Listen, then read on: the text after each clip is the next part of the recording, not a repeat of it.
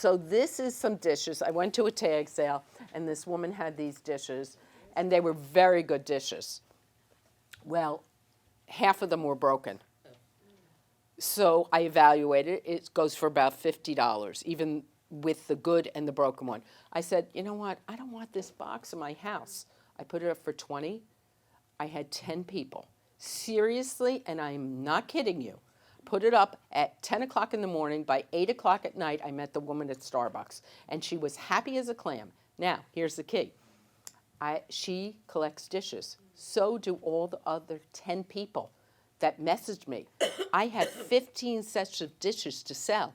I'm going to message all those people in a message, and I guarantee you I'm going to sell those 15 sets when I get to it. But it takes a long time to evaluate. I have to look at every dish. I have to measure the dishes, and then I have to clean the dishes. But it's worth it. I mean, it gets rid of another box. So this is the car I sold. This is the BMW I sold. This was a Cartier ring I sold. This was a week. This was 3 days. And this was 48 hours. Oh, this was a great story.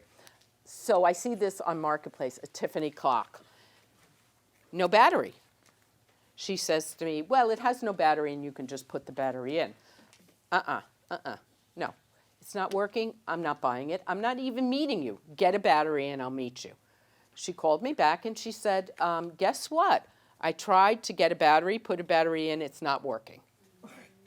Okay? So I saved myself the heartache of having to try to get back to her. If it's not working, you don't want it. Never take anybody's word that item is working. You have to see it for yourself. So this is my ultimate great buy story. This is a Movado diamond and gold watch with a leather band. It was on Chappaqua Mom sales for $45. This watch sells for $550. It was broken. That's why it was $45. So I looked at the completed auction on eBay, and I think it was like $300 or $400, something like that. I said, worst comes to worst, I will be able to sell the band. The band sells for $100, but you have to know where to get it fixed. So I went to my watch guy, and he fixed it in a couple hours, but I paid $150 for it. But I still feel great because now I love this watch. I'm not selling it, but it's worth a lot of money. So I don't usually suggest taking on projects. Don't take on a project. I have so many projects in my garage. I got a chandelier for free. It's missing the crystals. I had to get the crystals. I got them from a friend who has crystals. And now it has to be rewired. Nobody wants to rewire it. It's going to cost me $175. So guess what I'm doing with it? I'm going to sell it as is on Marketplace for $50. If I rewired it, it would be a $450 chandelier. But I'm not doing it. Don't have the time. Safety. Okay, only meet inside a public place. Don't meet someone in their house unless it's furniture, unless you have someone with you. Before the meeting, ask for the contact information. So I always get someone's phone number. I do not meet you unless I have your phone number, because then I'll get to the meeting and you're not there. And I've waited many times for people. I confirm everything. And always come with the exact change to pay, and come with change for the person in case they don't bring the exact change.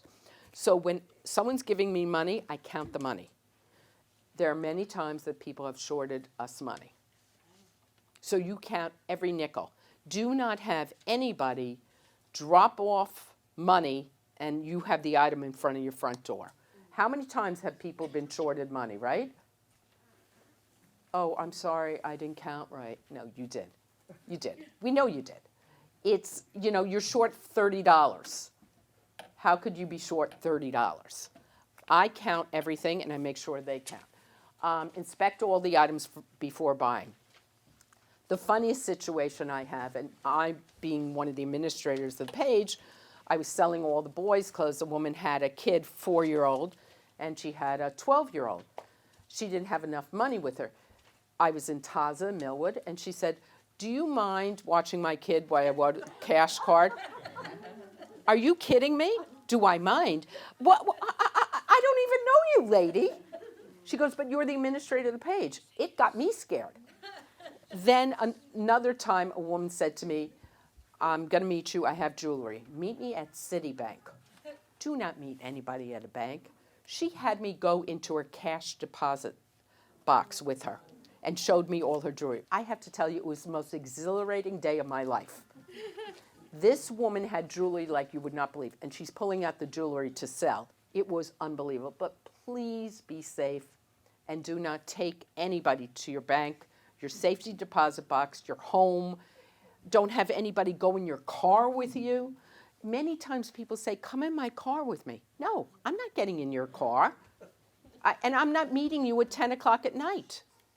This woman, she works late hours. She works for a radio station. I got to know her for a while. We met at Starbucks. She met me at 9:45. I'm like, this is too late for me. But she said, listen, we've been dealing with each other for a while, but do not meet people at night. Maybe 6, 7, 8, but nothing after 9.